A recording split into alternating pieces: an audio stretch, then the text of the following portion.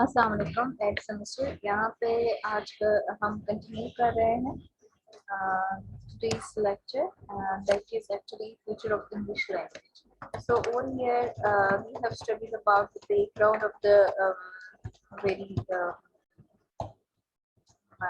topic. Okay, we studied about the background, we studied about its uses, and even the prediction about this very language, English language. Okay, so just continuing the topic, let's study the proceeding paragraphs. That is, this has never been lost on linguistics. Okay, like अगर हम यहाँ से historically यहाँ से शुरू कर ले, then it would be better to understand just adding the previous para of the previous lecture.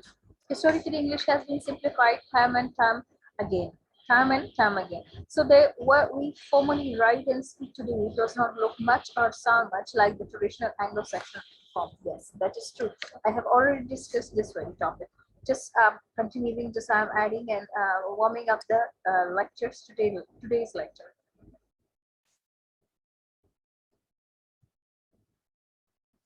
Okay. So here, language has continuously taken on new characteristics, mainly derived from the fact and that the majority of English-speaking population is not native to it. Yes, everybody knows this fact that majority of the English language, those who speak English language, majority of the speakers are not having English as their native language or as their first language. They just use for many other purposes, like for communication purpose. They are living in that surroundings where English is spoken, where English is understood, and where English is used for communication purpose. So just for the survival, such people, those who have migrated to those areas, those people who has migrated to those or such areas, so they do what they do follow, they do start using English language for their living even. Okay, by 2020 it has been predicted that only 15% of English speaking population will be native English speakers. Over here today it's been 2 years, if they have estimated, they have made an estimate of 2020, so it's been 2 years more, 2 years has been passed now after 2020. Okay, so out of 100%, only 15% out of 100% English speakers will be having only 15% English speakers, though who has their English as their native language. So this is just an estimate. But whenever we take this figure, they 15%. So that was just at the time it was just an estimate. अभी सच में ऐसा नहीं हुआ है, हमारे पास अभी और अपनी लैंग्वेजेस बोले जा रहे हैं, इतना इकोनॉमिकल हमारे पास वॉर और इश्यूज आ गए हैं. सी यू कैन सी यहाँ पे हमारे पास बायोलॉजिकल वॉर हुआ था, like in the form of corona pandemic. So you can see that the estimate got slower. हम लोगों ने अपनी ट्रेडिशंस को फॉलो किया, मतलब हम अपने पीछे उस की तरफ गए, अपने ट्रेडिशंस की तरफ गए. हमारे पास सुन्नत नबल सारे इस तरह के अमराज और इससे बचने के लिए और इससे हिफाजत के लिए हमने क्या किया था, हमने अपनी रिलीजन और सारी वो चीजें जो थी वो फॉलो की थी. तो हमारी थोड़ी सी डाइवर्जेंस हो गई थी. हाँ, प्रोपेगेशन के लिए हमने इंग्लिश को फॉलो किया था. तो ये 15% अभी भी मतलब ऑलमोस्ट यही ज्यादा है. नेटिव स्पीकर्स 15% से एक्सीडेड है, मतलब ज्यादा है. This has never been lost on linguistics. ऐसा ही हमारे पास लिंग्विस्ट है. इसी तरह हमारे पास लिंग्विस्ट के पास भी, मतलब लिंग्विस्ट भी ऐसे हैं. This has never been lost on linguist भी हमारे पास ऐसे हैं. अभी आप देख सकते हैं इन 1930 इंग्लिश लिंग्विस्ट चार्ल्स के of them developed what he called basic English, comprised of 860 English words and designed for foreign terms. While it did not stick at the time, it has since become a strong influence for simplified English.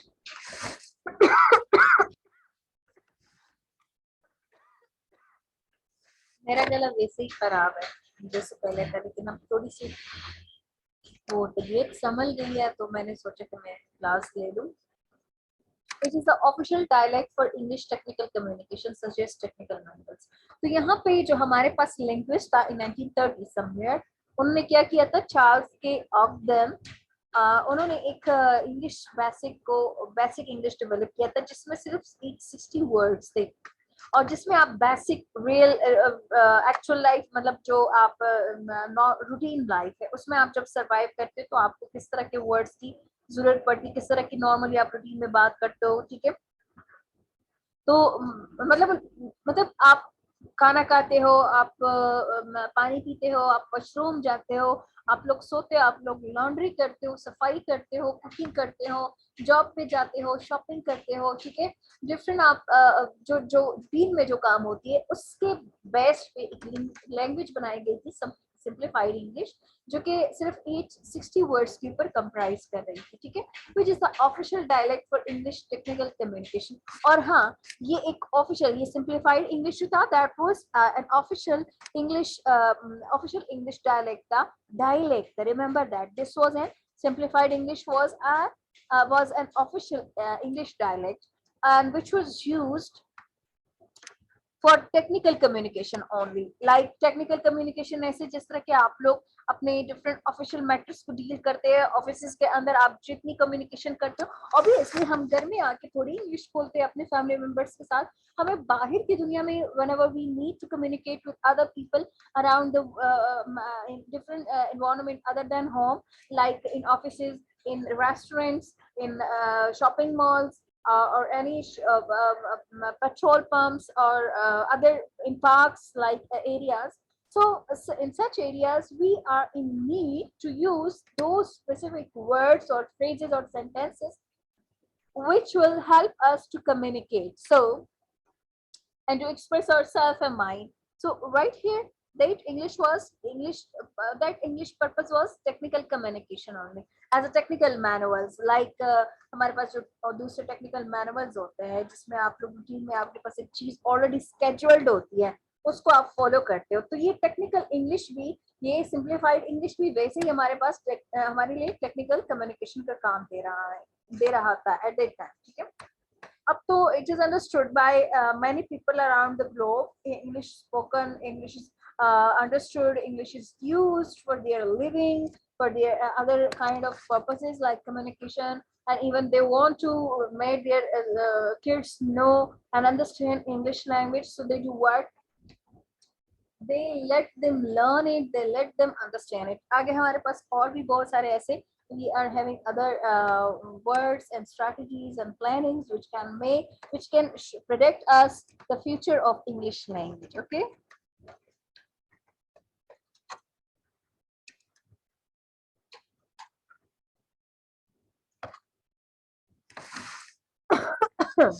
There are a number of reasons why simplified English is essential to technical communication. When yes, number of reasons की बात की जा रही है, ऐसा कोई specific purposes होंगे जिसके बेस पे हमें चाहिए होगा सिंप्लीफाइड इंग्लिश, और हमारा वहां पर बेसिक पर्पस है वो है टेक्निकल कम्युनिकेशन, ठीक है. In considering the benefits of content strategy, one must consider the significance of content reuse, ठीक है. अच्छा, अब कंटेंट जो हमारे पास सब्जेक्ट होता है, जो असल में हमारा मकसद होता है कि हम कम्युनिकेट करें, आगे प्रोपेगेट करें एक मैसेज को, तो उसके लिए हम एक हमारे पास स्पेसिफिक कंटेंट होता है, हमारा जो असल मकसद होता है उसके लिए एक स्पेसिफिक कंटेंट कहते हैं जो आपके पास अवेलेबल डिक्शन होते हैं, वर्ड्स होते हैं, ठीक है. आपके पास अवेलेबल वोकैबुलरी जो होती है उसको आप यूटिलाइज करके, यूज करके, रीयूज करके अपनी कम्युनिकेशन करते हो, ठीक है. आप उस सारे कंटेंट को एक स्ट्रेटेजिक फॉर्म में यूज करके अपने डिफरेंट पर्पसेस को, अपने डिफरेंट कम्युनिकेशन पर्पसेस को आप जो है उस गिवन कंटेंट को आप स्ट्रेटेजिक बेसिस पे यूज करते हो, ठीक है. Use as it turns out, it's also beneficial to the process of translation. अगर आप रीयूज की बात करें तो again whenever you are in need of translating all those words, so you can again use the same given content for your translation purpose and for your communication as well.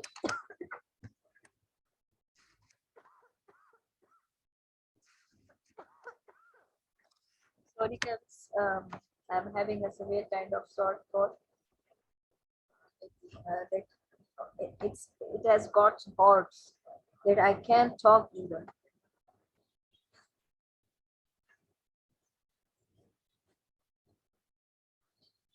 Translating content is no small cost, but companies can drastically reduce this expense through reuse. In reuse, I'm reading from here. In reuse, content is run through translation memory system (TMSS). systems है तो तभी एक S capital और एक small है, क्योंकि यहाँ plural की वजह से small s भी मौजूद है. Which identify content strings. Strings कहते हैं जो आपके पास छोटे छोटे जुमले होते हैं, phrases होते हैं, मतलब strings lines, ठीक है, lines of different phrases that have already been translated. अब आपको बताया जाता है ना कि ड्रिंक वाटर, बकायदा उसकी ट्रांसलेशन आगे से मौजूद होती है. या मे आई ड्रिंक वाटर और am I drinking, I am drinking water, और इस तरह के बहुत सारे फ्रेजेस होते हैं, स्ट्रिंग्स ऑफ सेंटेंसेस और टेंसेस होते हैं. स्ट्रिंग्स कहते हैं शाखे, या फिर आप एक लाइन वगैरह ले रहे, ठीक है, उसको कहते हैं, ठीक है. वो सेंटेंसेस तो मतलब ऑलरेडी एक सेंटेंस होता है हमारे पास, उसको हम डिफरेंट उसके स्ट्रिंग्स बना के ना हम उसको डिफरेंट पर्पसेस के लिए, आगे कम्युनिकेशन के लिए हम यूज करते हैं स्ट्रिंग्स को, ठीक है. तो वो हमारे पास ट्रांसलेशन मेमोरी सिस्टम होता है. हमारे पास ऑलरेडी एक गिवन टेक्स्ट होता है, उसी टेक्स्ट को हम डिफरेंट और स्ट्रिंग्स लगा के, डिक्शनरी वोकैबुलरी एड अप करके, डिफरेंट स्मॉल चंक्स लगा के और फ्रेजेस लगा के हम अपने दूसरे पर्पसेस के लिए इसको यूज करते हैं.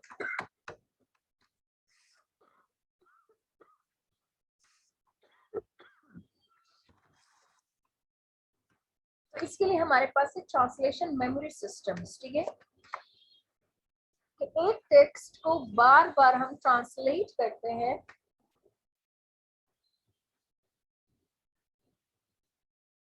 और मतलब बार बार इन सेंस ट्रांसलेट करते हैं कि उसमें हमें जरूरत पड़ती है कि अब इस पर्पस के लिए अगर हम इस चीज को ट्रांसलेशन करें तो वो एक अलग से हमारे पास उसका मतलब और वोकैबुलरी मिला के ना हम ट्रांसलेशन करेंगे, तो मतलब और वोकैबुलरी बना के हम उसको अपने किसी भी कम्युनिकेशन पर्पस के लिए यूज करेंगे, तो हमारा मतलब उसमें वही पुराने टेक्स्ट में, वही पुराने गिवन कंटेंट में हम स्ट्रेटेजिक फॉर्म में यूज करके दूसरे शॉर्ट फ्रेजेस और चंक्स लगा के हम उसको में अपना दूसरा मतलब उसको इसे लेके हम कम्युनिकेट करेंगे, मतलब रीयूज होगा उस given strings of the text का, ठीक है. This pattern matching greatly reduce the scope of the process and is referred to as an aspect of intelligent content. तो अब आपके पास एक शॉर्ट सा कंटेंट मौजूद है, ठीक है. अब एग्जांपल मैं आपको यहाँ पे एक शॉर्ट सा एक एग्जांपल दे दूंगी कि जैसे कि आई गेट टू गो, ठीक है. अब आई गेट टू गो एक शॉर्ट स्ट्रिंग टेक्स्ट स्ट्रिंग है. अब I get to go to office, I get to go to home, I get to downstairs, fala floor, fala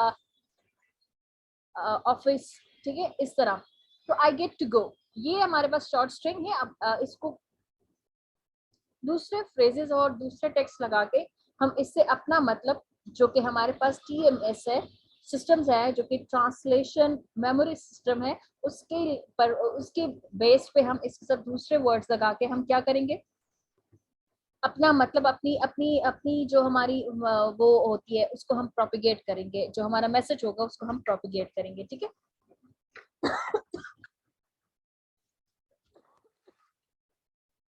इसी तरह हमारे पास जो टेक्स्ट स्ट्रिंग्स है उसके साथ दूसरे शॉर्ट चंक्स और फ्रेजेस लगा के हम अपनी कम्युनिकेशन पर्पसेस यूज करेंगे, पर्पसेस के लिए यूज करेंगे, और यही हमारे पास वो इंटेलिजेंट कंटेंट है. Accordingly, reducing the language and restricting the words used will also lead to savings in time and cost when it comes to translation, especially using these TMS translation memory systems, ठीक है. An unavoidable consequences of simplified English is the plain and repetitive language within the content. Albeit constructive repetition, but boring just the same. So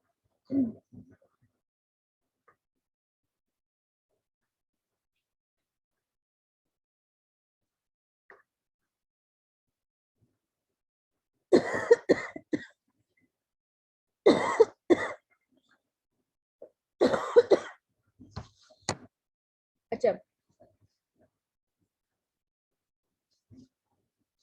अब यहाँ पे है simplified English में हमारे पास वो आप इतना बड़ा मतलब आप एक ट्रेड कर रहे हो, आप बिजनेस कर रहे हो, तो उसके लिए आप प्रॉपर लैंग्वेज क्लासेस तो नहीं ले सकते ना, कि आप बाकायदा जाओ एक क्लास के एक हफ्ते जो है आप टेंसेस सीख लो, दूसरे हफ्ते जो है आप उसकी विकेबलरी सीख लो, तीसरे हफ्ते आप लोग जो है नरेशन और फिर उसके बाद वॉइसेस एंड सो ऑन, फिर डिफरेंट आप फिगर ऑफ स्पीचेस यूज कर लो। तो अब एक बंदा ट्रेड के लिए आया है और उसका आप महीना दो छह जो है आप जाया कर रहे हो लैंग्वेज सीखने में। चलिए वो obviously for the sake of success in his trades and business वो कुछ भी करेगा, 6 महीने भी वो इन्वेस्टमेंट के लिए वो कर लेगा, लेकिन अब उसके पास शॉर्टेज ऑफ टाइम है। तो बिजनेस में तो अब एक बंदे की इतनी वो क्या होगी, मतलब वो उसके इतने एक्सपेंसेस या उसके पास टाइम शॉर्टेज है, शॉर्टेज आ रही है टाइम की या फिर रिसोर्सेज की।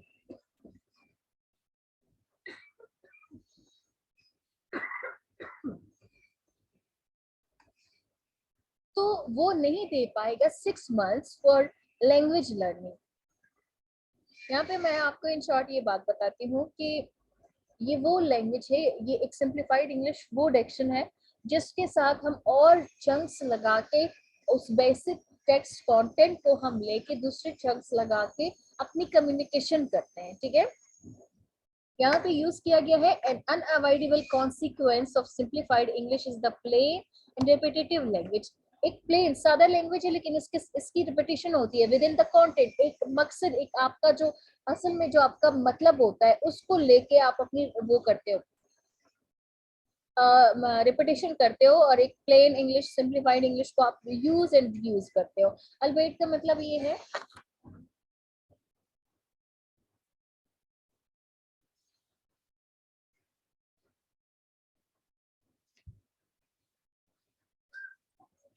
वैसे albeit albeit और albeit I think the right pronunciation is albeit albeit मतलब all दो, ठीक है। albeit constructive albeit constructive repetition।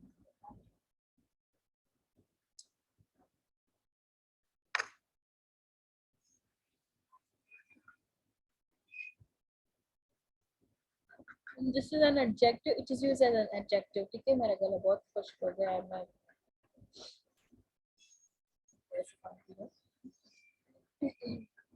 albeit constructive repetition but boring just the same, ठीक है।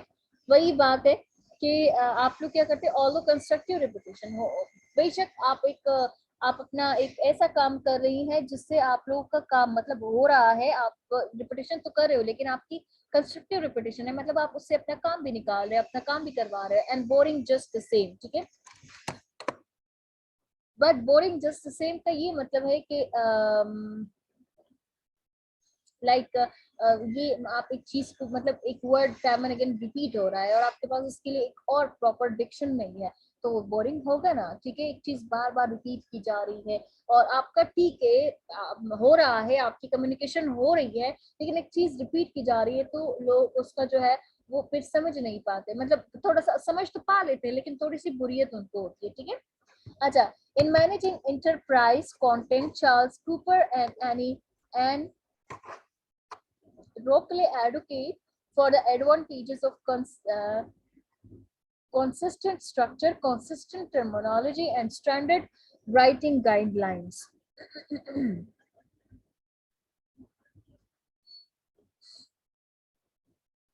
Accordingly, in managing enterprise content, मतलब अगर कोई बंदा इंटरप्राइजर है या फिर एंटरप्रेन्योरशिप कर रहा है या दूसरे मतलब बिजनेस कर रहा है, मैनेजिंग इंटरप्राइज कंटेंट, अब एक बिजनेस वर्ल्ड में वो क्या कर रहा है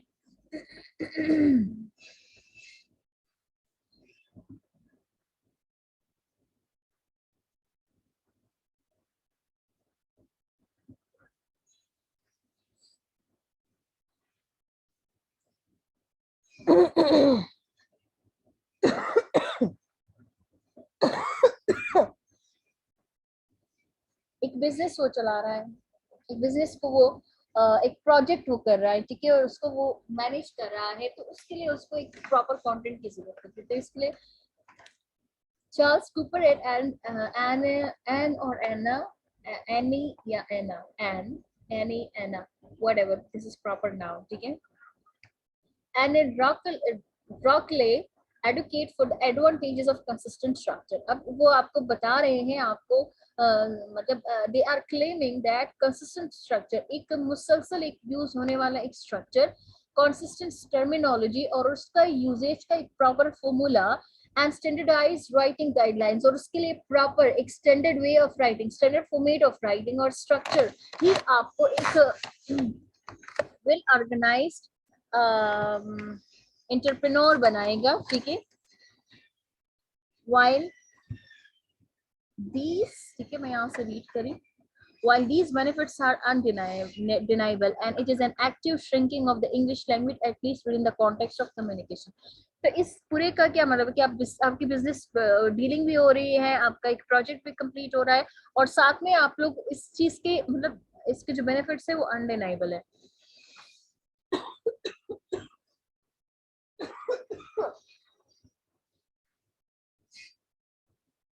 मेरी तबीयत बहुत ज्यादा खराब है। लाइक आप इसके जो बेनिफिट्स है इसको आप डिनाई नहीं कर सकते, चाहे इंग्लिश कितना ही 860 वर्ड्स के ऊपर कंप्राइज करे, एक एक्टिव श्रिंकिंग, जो भी इंग्लिश आप यूज करें वो एक्टिवली आपके लिए काम करे, श्रिंक इंग्लिश है, सिंप्लीफाइड इंग्लिश है, पर that is working for you and its benefits are undeniable. Okay, next we having the frightened question then becomes, what will English look like in the future? It is the death of the English language। Question में ये है कि क्या चीज, frightened question, एक डराने वाला सवाल देन बिकम्स, सामने उगता है, क्योंकि यहाँ पे प्रॉपर इंग्लिश, अगर हम सिंप्लीफाइड इंग्लिश बनाते हैं तो प्रॉपर जो एक्चुअल इंग्लिश है उसकी क्या डेथ होगी, ठीक है। तो फ्यूचर क्या होगा अगर हम इस तरह के इंग्लिश और वेराइटीज ऑफ इंग्लिश और सिंप्लीफाइड इंग्लिश बनाते हैं, तो फिर तो हमारे पास मतलब हम सिर्फ कम्युनिकेशन पर्पस के लिए इंग्लिश का इस्तेमाल करेंगे, एक स्पेसिफिक वोकैबुलरी यूज करेंगे, और उसके बाद जो एक्चुअल इंग्लिश है वो तो नहीं रहेगा।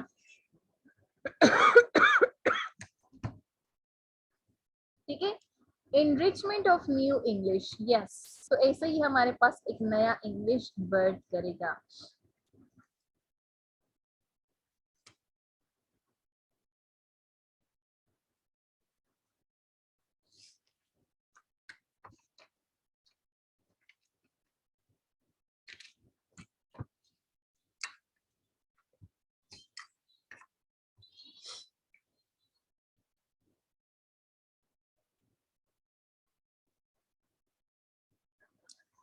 यहाँ पे लिखा गया है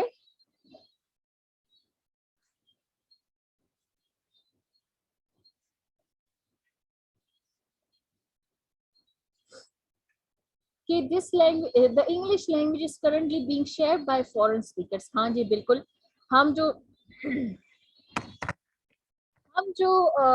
हम लोग जो फॉरेनर है टू द इंग्लिश लैंग्वेज, या फिर हम कॉलोनाइजर्स है, तो हमारी वजह से हमने अपनी वो एक शेप और स्ट्रक्चर दिया है इंग्लिश लैंग्वेज का, तो उसका प्योर फॉर्म तो नहीं रहा है जो एक्चुअल इंग्लिश यूजर, जो नेटिव यूजर यूज करते हैं, and on need of communication with them, हम इससे हम अपनी जरूरत को पूरा कर रहे हैं, अपनी कम्युनिकेशन कर रहे हैं।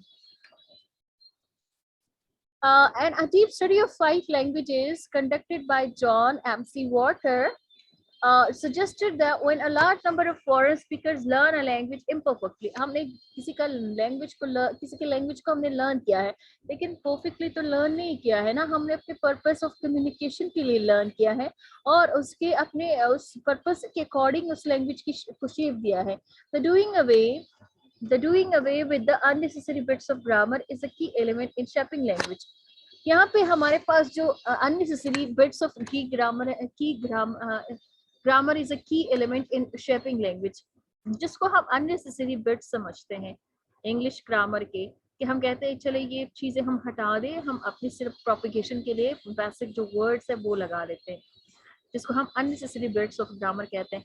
तो असल में वही तो लैंग्वेज को शेप दे रहा है, वही तो शेप देता है इंग्लिश को। हम अगर वो हटा देंगे तो फिर तो इंग्लिश का कोई अपना वो एक्चुअल शेप रहा ही नहीं। Thus the dialect they speak can be thought of as a simpler version of the language. ठीक है, simpler simpler sorry simpler version of the English language. However, MC अच्छा यहाँ पे मैं explanation थोड़ा सा डाल लेती हूँ. A deep study of 5 languages conducted by John MC Waters suggested that उसने 5 languages को study किया और उसके बाद उसने बताया कि the number of foreign speakers learn a language imperfectly. अगर हम बहुत सारे लोग, बड़ी तादाद में लोग एक language को सीख लेते हैं, the doing away with unnecessary bits of doing away मतलब हटा रहे हैं वो ग्रामर के बेसिक बिट्स को जो वो समझते हैं कि अननेसेसरी, लेकिन असल में वही तो एक लैंग्वेज को शेप देते हैं। और इसी तरह dialect speak can be thought of और फिर वो एक ही डायलेक्ट को वो यूज कर रहे हैं। मतलब हमारे पास तो इंग्लिश के और भी बहुत सारे डायलेक्ट है जो स्टैंडर्ड डायलेक्ट्स कंसिडर किए जाते हैं, ठीक है। अब उस डायलेक्ट से भी बढ़कर हम उसका सिंपलर वर्जन जो है वो इंग्लिश का यूज कर रहे हैं। तो आपने तो मतलब यहाँ पे प्रॉपर इंग्लिश तो नहीं यूज किया जा रहा है ना। ऊपर क्वेश्चन में लिखा गया था कि death of the English language, तो यही तो चीज है ना, यही एक हमारे पास एक थ्रेट आ रही है इंग्लिश लैंग्वेज के लिए।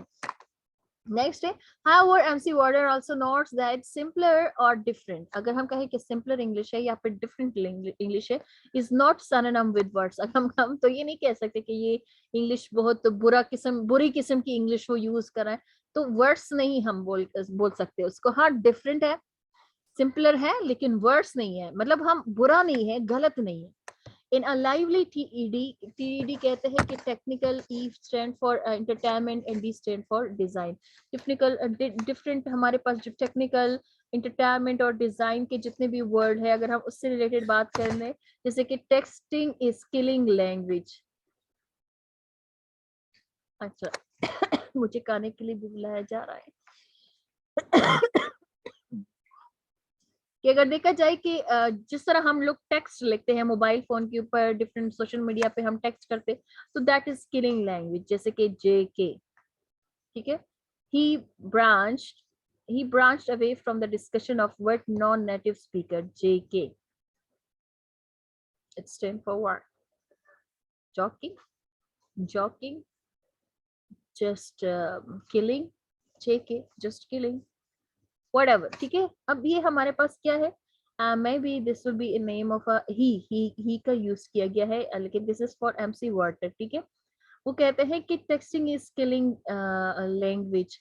जो भी टेक्सटिंग का ये मतलब है कि जब हम मैसेज टाइप करते हैं तो हम उसमें शॉर्ट हैंड राइटिंग करते हैं, या फिर हम उसमें अपने अल्फाज, जैसे कि जान सरा टोमेटो रावड़ा, टोमेटो, एक तो पश्तो का भी हमने बेड़ा गर्क कर दिया, और दूसरा इंग्लिश का हमने, ठीक है, हम समझते हैं कि हम एडवांस हो रहे हैं व्हाटएवर, तो हम पश्तो साइज इंग्लिश यूज करते हैं, इंग्लिश साइज पश्तो यूज करते हैं, ठीक है। और उसमें बीच में अपनी पश्तो को भी हमने बिगाड़ के रख दिया। आप प्योरली 2 मिनट्स के लिए भी एक लैंग्वेज यूज नहीं कर सकते आजकल के इस दौर में, ठीक है। वो इसलिए क्योंकि अगर आप अपनी कन्वर्सेशन, अपनी कम्युनिकेशन पे गौर करें तो आपके सराउंडिंग में बहुत सारी ऐसी चीजें, ऐसे अप्लायंसेस यूज हो रहे हैं जिसका एक्चुअल अपना हमारे पास नाम नहीं है। जो जिस कंट्री से आया उसी कंट्री के अकॉर्डिंग उस चीज का उन्होंने नाम रखा है, हम उसी को ही फॉलो करके यूज करते।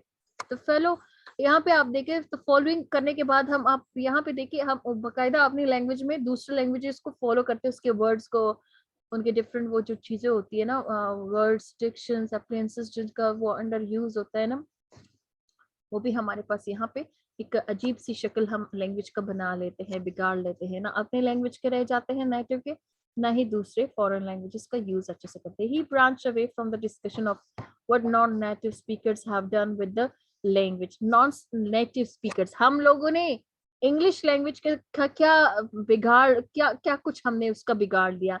To direct attention towards what technology has done to the language. और इसी टेक्नोलॉजी हम देख लेना, टेक्नोलॉजी ने ही असल इसमें इस लैंग्वेज को बिगाड़ दिया है। हम टेक्नोलॉजी का यूज करते हैं, मास मीडिया को हम कैसे एक्सेस होता है, मोबाइल फोन, लैपटॉप और कंप्यूटर के थ्रू होता है। और यही चीज टेक्नोलॉजी एक लैंग्वेज का बिगाड़ कर रही है। आप सॉरी, मेरी बहुत हालत खराब है, लेकिन क्लास लेना भी जरूरी है। Texting, he argues, is evidence that youth today are expanding their linguistic repertoire. Repertoire मतलब जो यूथ है वो अपनी लिंग्विस्टिक रिपर्टाइट बना रहे हैं, अपनी डिक्शन बना रहे हैं, अपनी डिक्शनरी बना रहे हैं। आप अपनी फ्रेंड्स की कम्युनिकेशन देख ले, आप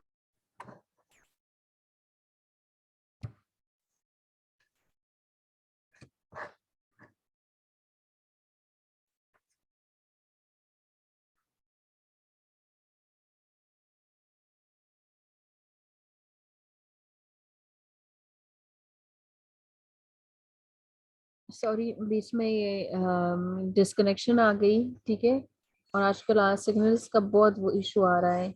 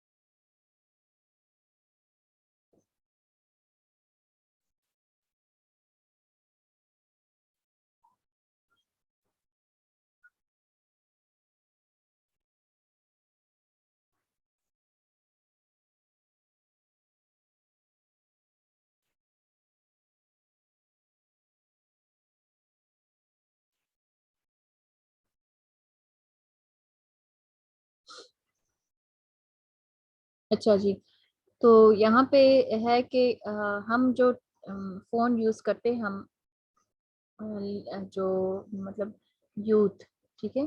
तो अगर आप इसके बेस पे देख ले तो हमने क्या किया था कि हम मोस्टली क्या करते हैं, इंग्लिश इंग्लिशाइज वर्जन की उर्दू और इंग्लिश लिखते हैं, और जिसकी वजह से हमारी जो लैंग्वेज है वो हम खुद ही बिगाड़ रहे हैं, ठीक है।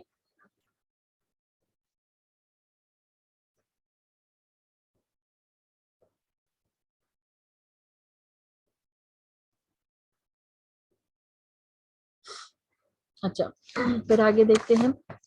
चलिए आज के लिए इतना काफी है, मेरा गला बिल्कुल वो हो गया है। मैं मतलब आई कैंट कंटिन्यू इट।